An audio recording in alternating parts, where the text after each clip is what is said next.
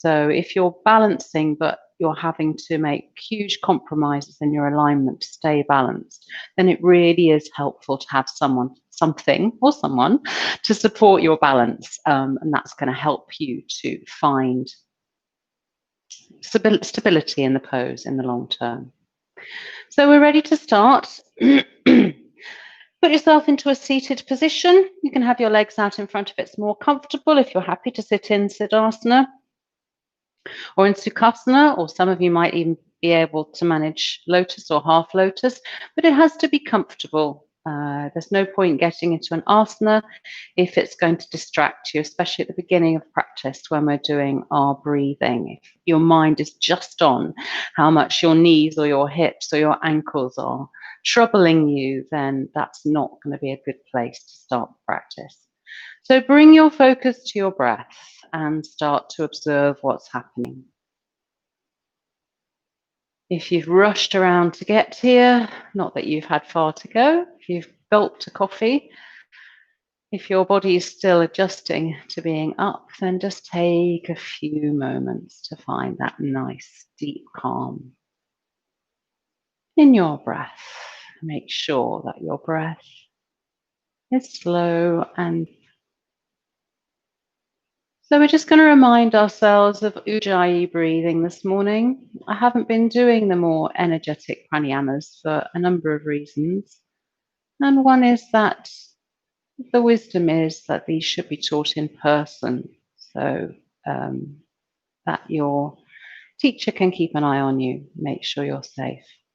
But with Ujjayi breathing, that's fairly straightforward and we can use it at any point in the class or not. The choice is yours.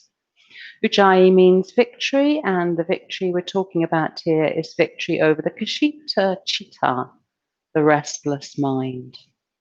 To do Ujjayi breathing, we lightly constrict the throat around the epiglottis, and that makes a slight noise, a slight hissing noise.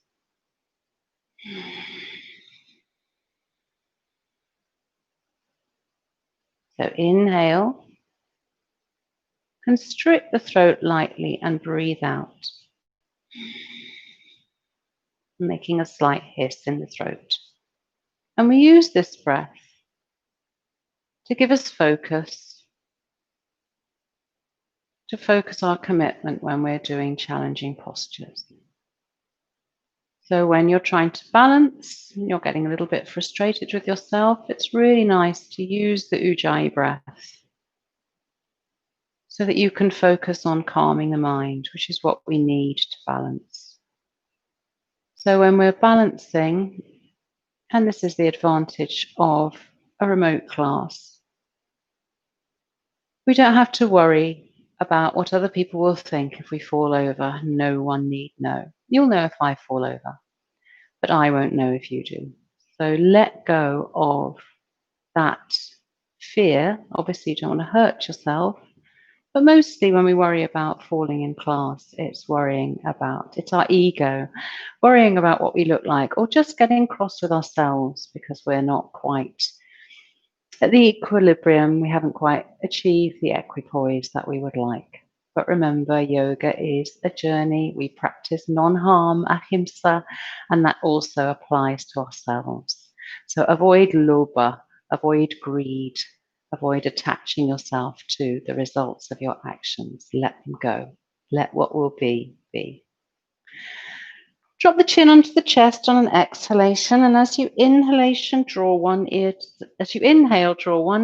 the shoulder, opening up the side of the neck. Exhale, chin to chest when you're ready. And inhale, draw the other ear to the other shoulder. So we're just rolling the chin across the chest in gentle semicircles, opening up the back of the neck, the occipital area, stretching out the sides of the neck. Soften the jaw, soften the face, soften the neck, soften the throat. Rolling from side to side, gently and with the breath. Make sure you've done an even number to each side, finishing with an exhalation, chin to chest. Inhale to lengthen the crown away from the tailbone and sit up tall. Inhale again, take one arm up to the ceiling, and as you exhale, come over to the side, stretching the fingertips away from the hip. Keeping the body long, trying not to roll forward or back. We're going to inhale to the center and exhale to the side, stretching out that side of the body. Keeping your eye gaze down towards your hand. We're going to do one more round. If you'd like to take the eye gaze up this time, you can. If you want to take your eyes up to your inner elbow, spin your chest up towards the ceiling, then do so, but make sure that hip stays nicely grounded. Using the breath, moving slowly and with flow, and with compassion to yourself. Inhale to the center and exhale in the center. We're coming into a twist. This morning we're doing Ardha Matsyendrasana, which we did earlier in the week. So keep one foot tucked in towards your opposite buttock. Take the other foot over the top. If this is too much for your lower knee, you can extend that leg out and take the other leg across to the outer thigh. Otherwise, one foot's coming towards the opposite buttock and the other leg's going on top. And your challenge here is to keep your big toe planted into the mat at the same time as keeping that buttock down. We inhale and we lengthen. I should have said put your right leg on top because we're twisting to the right first. Take your right fingertips behind. Take your left arm across. Press your palm away. Draw your shoulder blades together and look over your shoulder if you can. Keeping the spine nice and long. Inhaling for length and exhaling to deepen the twist if you can. Inhale to the center, exhale to the center. Uncross the legs and cross to the other side. So the right foot comes to the left buttock, left leg comes across. You're trying to press that toe in and keep the buttock down. Find your height before you go anywhere. Lift and lengthen and then twist to your left. Maybe this hand comes across the body. Maybe you can press your palm away and bring your tricep to your outer thigh. Lengthen, lift and twist. Couple more breaths here. With each inhalation, you want to lengthen the spine. With each exhalation, you want to deepen the twist.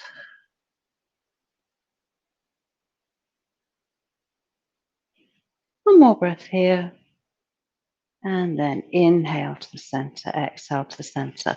Unravel the legs and we're coming up to standing. Have your feet hip distance apart. We're coming into Utkatasana, fierce pose, sometimes known as awkward chair, because it's as if you're sitting on a chair that isn't there. Inhale, take the arms up and over, and exhale, bend into the knees. Now here you want to tuck the tailbone, draw the lower abdominals in, and try and keep your chest lifted. So try not to drop down here. We're tucking here, and we're lifting the chest. Drawing the shoulder blades together at the back of the body. Press through your balls of your feet. Check that you can just see your toes. Your knees shouldn't be coming forward of your feet. And breathe here. Inhale, release the arms. Draw the toes together.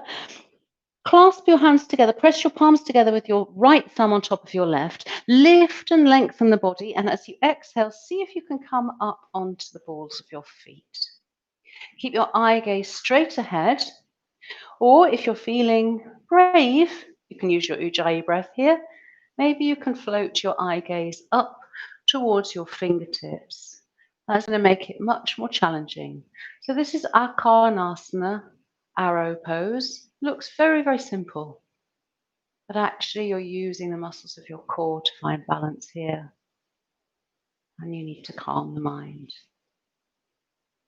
Inhale here, exhale, come down. You can come straight into Utkatasana again, or you can adjust the feet to hip distance apart, keeping the hands at your heart center or stretching them up, depending on how your shoulders feel. Wrapping them together at the back of the body, tucking the tailbone under. Breathing deeply. So you should feel this in your buttocks and in your quadriceps. You shouldn't feel it in your knees. If you're feeling it in your knees, take your weight back into your heels a little bit more, or don't bend so deeply. Keep trying to tuck that tailbone under and lift the sternum. One more breath here. Come up, draw the feet together, left thumb on top this time. One more round of Akarnasana. Coming up onto the balls of the feet if you can. Eye gaze straight ahead, find a focal point, or float your eyes up to the ceiling.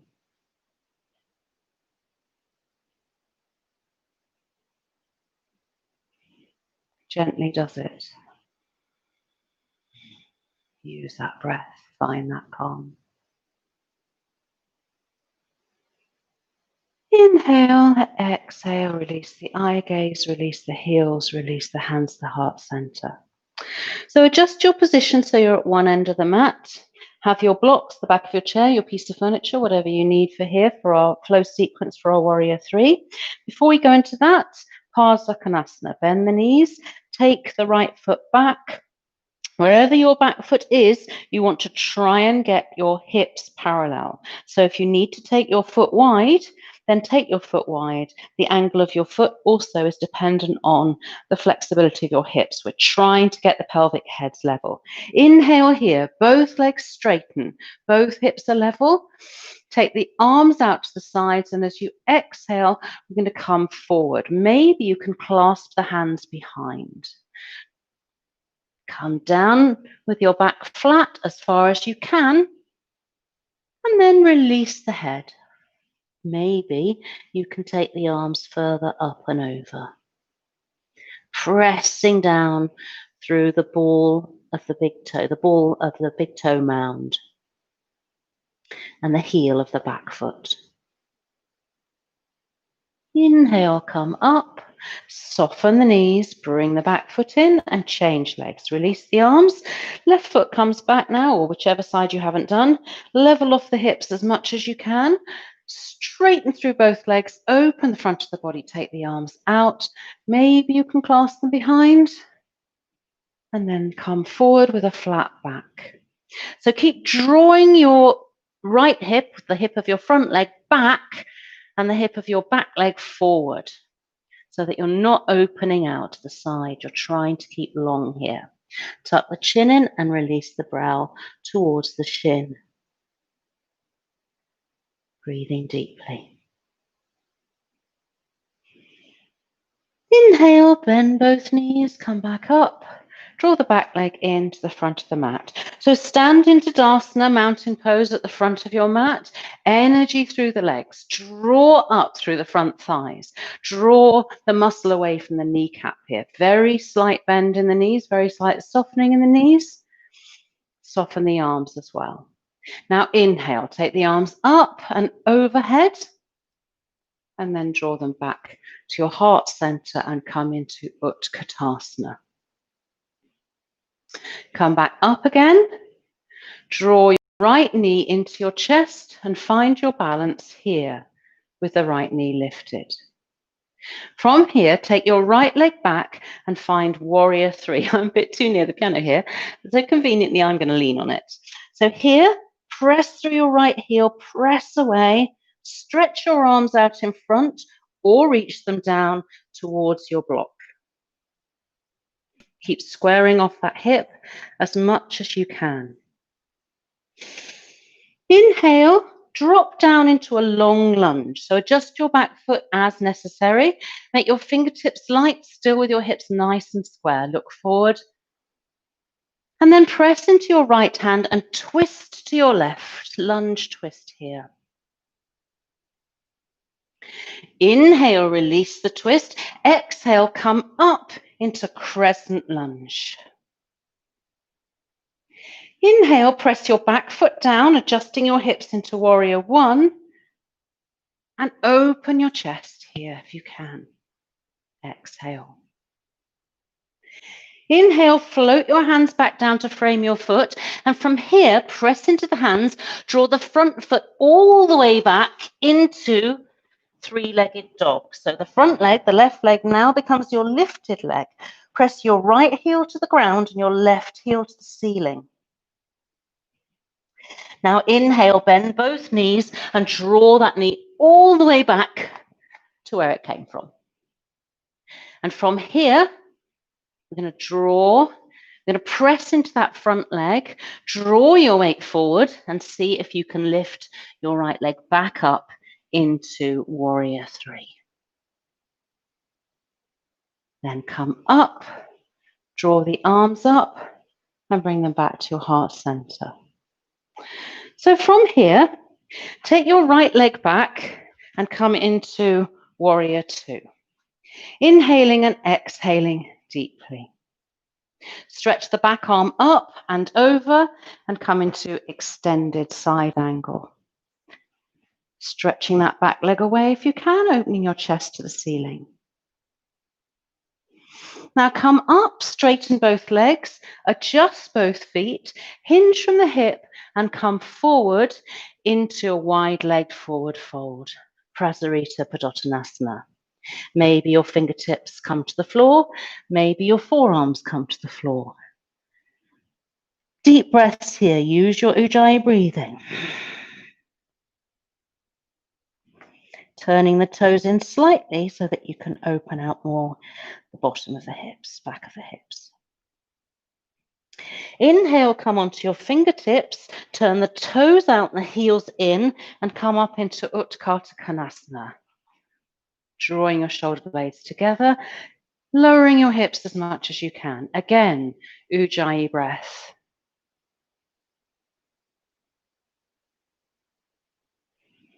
Inhale, straighten the legs, come into warrior two on the other side. And now extended side angle. From here, lift the back heel, float into a lunge, and bring your back foot in to meet your front foot in forward fold. Come up and over and press the palms together here.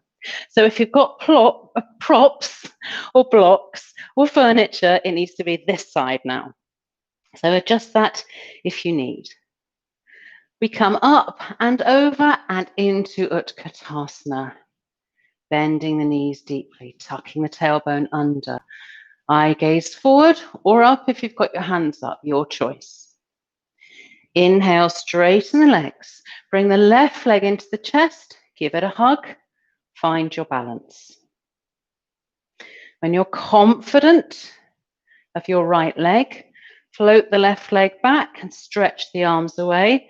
Warrior three. So conveniently, I can reach the door here. There are some advantages to having long arms. You can use blocks on the floor or you can balance. Choice is yours. From here, we drop down into a long lunge. Eye gaze forward. Press into your left hand. Float your right arm up to the ceiling. Revolve lunge.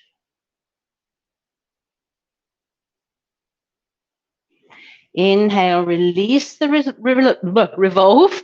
Exhale, come up into your crescent lunge. Square off the hips. Open the chest. Bring the back heel to the mat. Warrior one. Take a back bend if it suits you. Inhale, lift the back heel, come back into that lunge.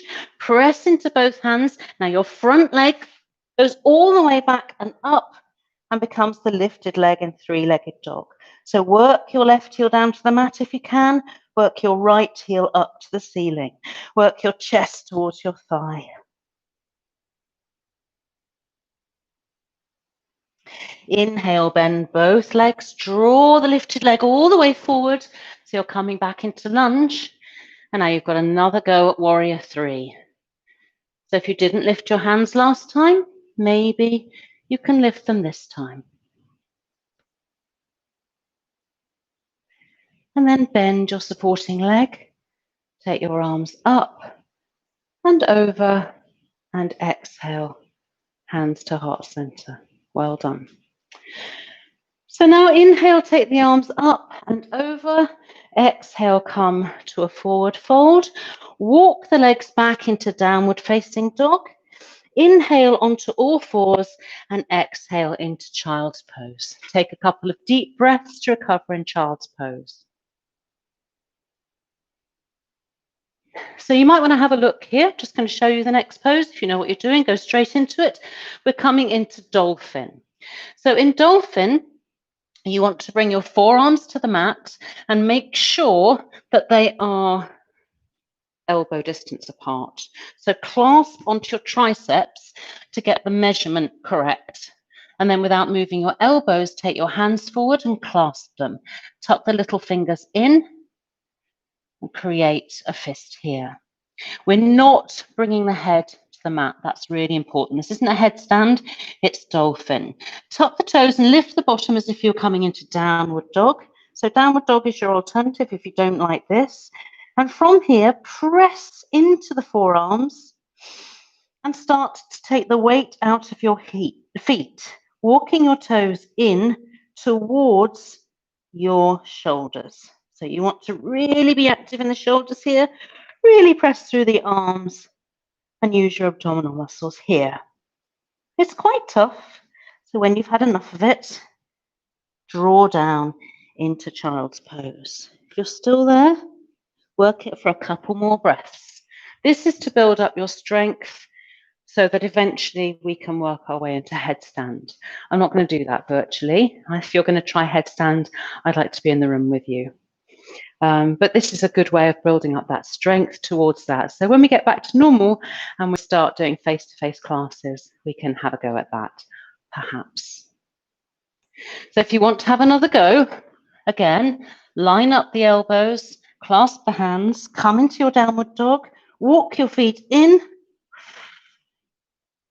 so that your toes are light. And then come back into child's pose.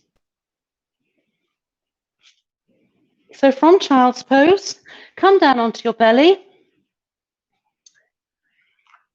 Rest your head on your hands. So we've got some options here. We're going to have a go at Shalabhasana, locust pose. So your easiest option is to not just because it's tough, raise one arm and one leg, opposite arms and legs. We'll do that first. So lift up, opposite arm and leg, and then exhale, draw back down again. We'll go on the other side.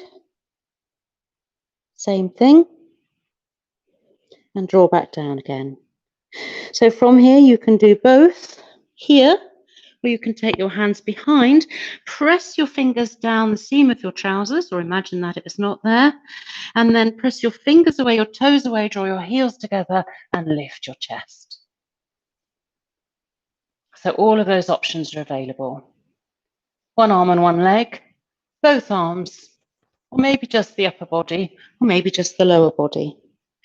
It's quite strong, so if you feel any pinching in the lower back, come out of it straight away. And then from here, I'm going to come into child's pose, releasing off the lower back.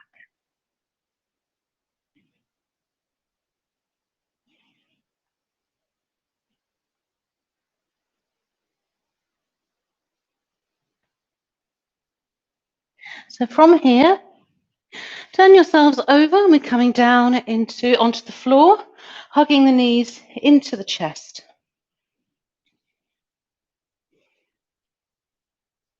Take hold of the backs of your thighs, and if you can, rock back up to seated.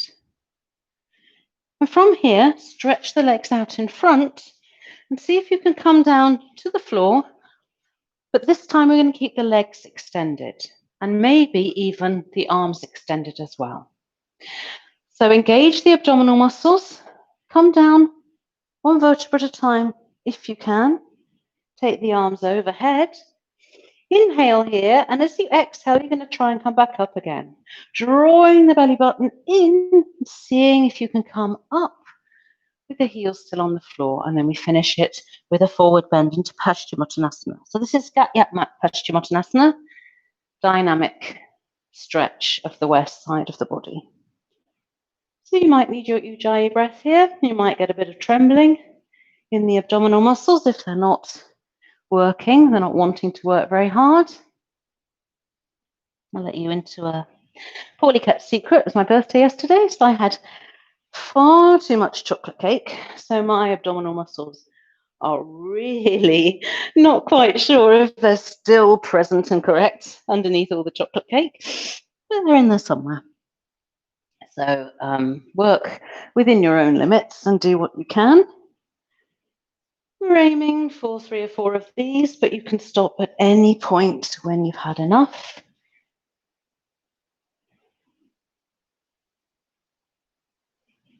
Make this your last one, or you can do another one if you want to. I'm making this my last one, and we're coming into Shavasana.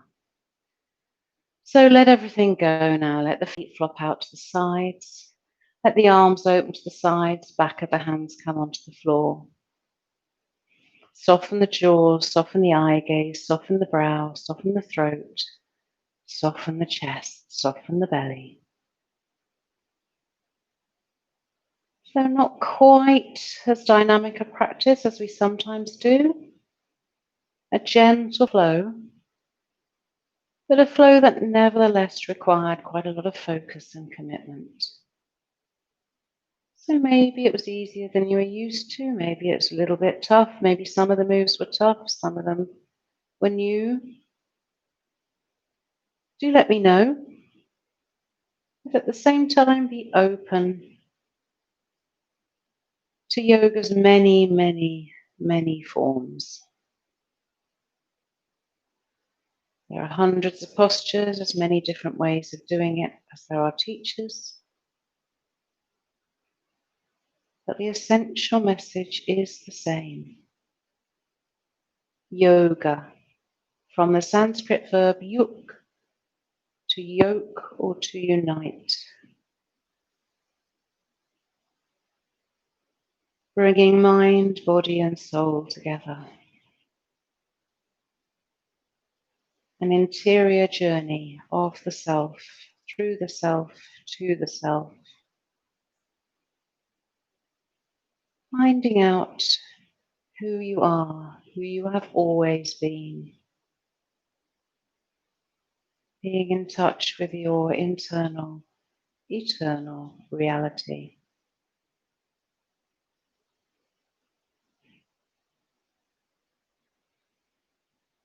Bring your attention back to your breath.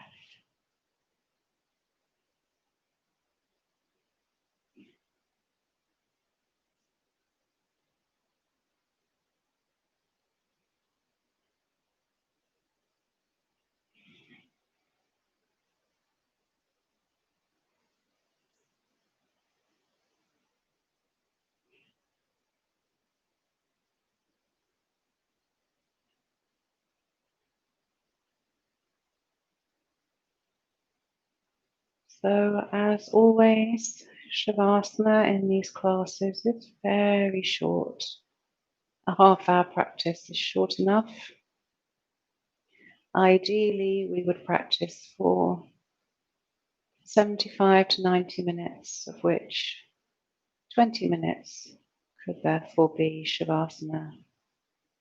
And obviously, in a 30-minute practice, that's not possible. So if you have a little time this morning, if you're able to spend time with yourself, breathing deeply, allowing your body to reset, giving your body the best chance to cope with the vicissitudes of life, then stay here. If that's not possible for your timetable today, then slowly start to come out. Stretching off the fingers and toes, drawing the knees into your chest, rolling gently from side to side, and when you're ready, rolling over to your right. Stay here for a couple of breaths to allow your spine to adjust. Slowly drawing yourself up to a seated position and sitting tall with your hands at your heart center. So whether you're staying in Shavasana or going back to whatever you have to do, I wish you a good day, a happy week, and I hope to see you next Tuesday at 12 o'clock or Thursday at 7:30. I won't see you. I'll trust you to be there. You can see me. Namaste.